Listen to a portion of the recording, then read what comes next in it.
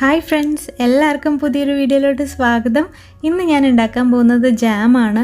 വളരെ എളുപ്പത്തിൽ തന്നെ ഉണ്ടാക്കിയെടുക്കാൻ പറ്റും നമ്മുടെ വീട്ടിലുള്ള ചേരുവകൾ കൊണ്ട്.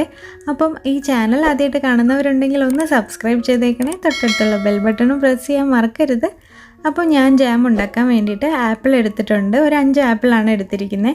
ഇതിൻ്റെ തൊലിയൊക്കെ കളഞ്ഞിട്ട് ഇതുപോലെ ചെറിയ കഷ്ണങ്ങളാക്കിയിട്ട് കട്ട് ചെയ്യണം ആദ്യം. അതിനുശേഷം ഇതിലോട്ടൊരു 1/4 ഭാഗം വെള്ളം ഒഴിക്കണം. ഇനി മൂടി വെച്ചിട്ട് മീഡിയം ഫ്ലെയിമിൽ വേവിച്ചെടുക്കാം. ഇപ്പം നന്നായിട്ട് വെന്തിട്ടുണ്ട്. ഇത് നമ്മൾ തണുത്തതിന് ശേഷം മിക്സിയിൽ ഇട്ടിട്ടൊന്ന് അടിച്ചെടുക്കുക.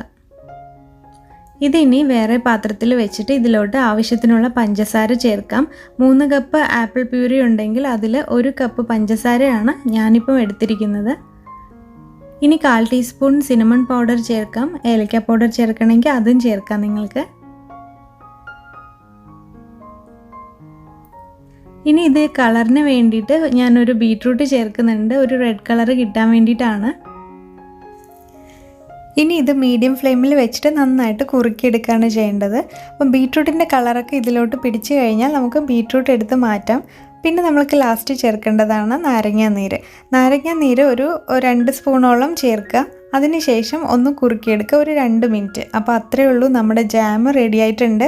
ഈ ഒരു കൺസിസ്റ്റൻസി വേണം ആവാൻ വേണ്ടിയിട്ട്.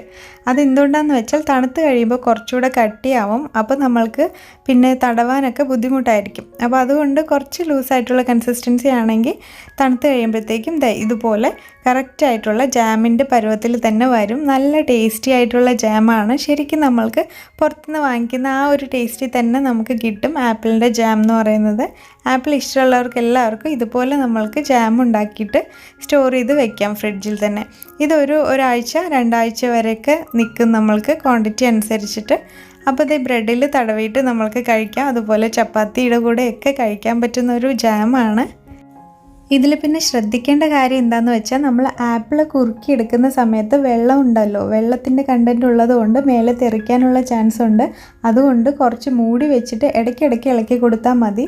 അതുപോലെ വെള്ളം മുഴുവൻ വറ്റി കഴിയുമ്പോഴാണ് പിന്നെ നമ്മൾക്ക് നാരങ്ങ നീര് ചേർക്കേണ്ടത്.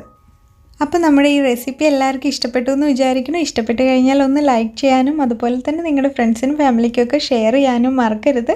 പിന്നെ സബ്സ്ക്രൈബ് ചെയ്യാത്തവരുണ്ടെങ്കിൽ ഒന്ന് സബ്സ്ക്രൈബും കൂടെ ചെയ്തേക്കണേ. അപ്പോൾ ഇനി അടുത്തൊരു വീഡിയോയിൽ കാണാം. എല്ലാവർക്കും ഒരുപാട് നന്ദി. Bye bye.